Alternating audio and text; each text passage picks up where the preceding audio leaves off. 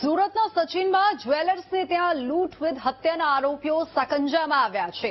બે આરોપીઓને પકડવા ક્રાઇમ બ્રાન્ચે બિહારમાં એક અઠવાડિયા સુધી ધામા નાખ્યા, ત્યાં સર્ચ ઓપરેશન ચલાવ્યું।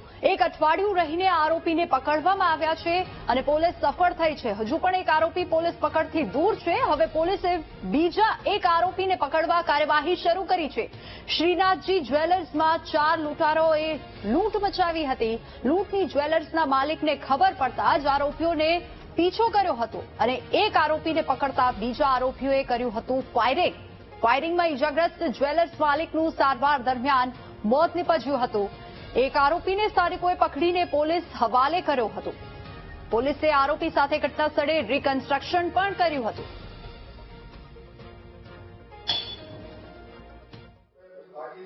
अलग अलग जिला में आता था ત્યારે पुलिस पहुंचे ત્યારે जिला छोड़ देता था।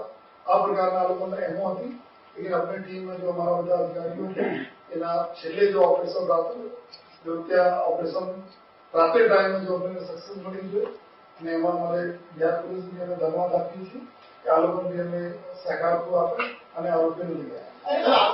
અમે બધા ઘરવાસી પકડાયા જ્યાં અમે લોકો સતત જો આ લોકો ઘર ચેન્જ કરે તો પોલીસ भी પાછળ अपनी रहती હતી।